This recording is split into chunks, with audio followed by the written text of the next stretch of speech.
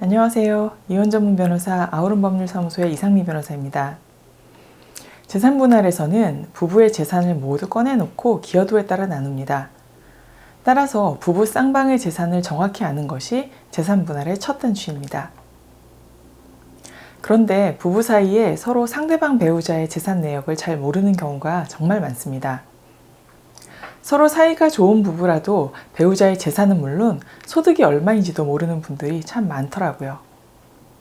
이렇게 평소 배우자의 재산 상황을 잘 몰랐던 분들이 이혼을 생각하실 때 자신이 재산 분할로 어느 정도의 재산을 취득할 수 있을지 예상하기가 어렵습니다. 물론 미리 알고 있지 않아도 이혼 소송을 하면 배우자의 재산 내역을 조회할 수 있기 때문에 그 방법을 통해 충분히 재산 분할을 할 수 있긴 합니다. 하지만 이혼을 고민하는 과정이나 이혼 여부를 결정하는 데에는 이혼 후의 삶에 대한 예측도 중요한 요소가 되기 때문에 미리 재산 분할의 규모를 가늠할 수 있다는 것은 중요한 준비 작업이 될 수도 있습니다. 그래서 오늘은 혼인기간 내내 알지 못했던 배우자의 재산을 지금이라도 확인해 볼 수 있는 간단한 방법을 알려드리려고 합니다.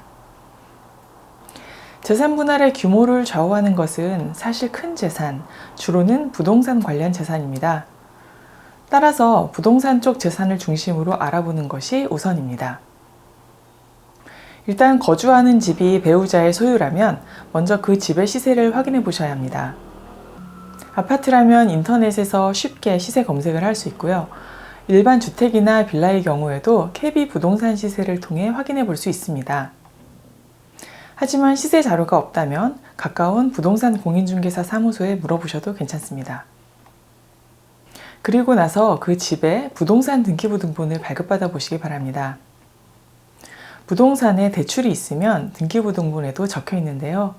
집의 시세에서 대출을 공제한 나머지가 이 부동산의 실제 가치입니다. 혹시 주거지 말고도 배우자 명의의 다른 부동산이 있다면, 그래서 그 주소를 알고 있다면 같은 방법으로 가액을 확인해 보실 수 있습니다. 만약 자가가 아닌 전세나 월세라면 그 보증금이 재산이겠죠. 정확한 보증금을 모르고 있다면 집에 있는 임대차 계약서를 찾아서 확인해 보실 수 있고 집주인에게 직접 물어봐서 확인하는 방법도 있습니다. 배우자의 재산에는 이런 부동산 말고도 현금이나 예금, 주식 등의 금융재산이 포함되지만 아시다시피 이런 재산은 소송하지 않고는 제3자가 조회할 수 있는 방법이 없습니다. 그런데 많은 경우 현금이나 예금, 주식 같은 재산은 부동산 관련 재산보다는 규모가 적은 편이더라고요. 부동산 관련 재산이 전혀 없는데 예금, 주식만 크게 갖고 계신 분들도 별로 많지 않고요. 그래서 나중에 재산분할을 할 때에는 따져서 넣더라도 사전에 재산분할 예상액을 가늠해 볼 때에는 굳이 포함시키지 않더라도 큰 지장은 없는 것 같습니다. 이렇게 배우자의 재산을 대강 알아내시면 자신의 재산분할의 목도 대강의 선에서는 추측이 가능합니다. 물론 실제 이혼 소송에서는 모르고 있던 배우자의 부동산이나 거액의 금융자산도 발견될 수 있지만 흔한 사례는 아닙니다. 그래서 소송 전에는 이 정도만 알아도 적어도 이혼 후 경제를 예측하는 데 큰 도움이 될 수 있을 것입니다.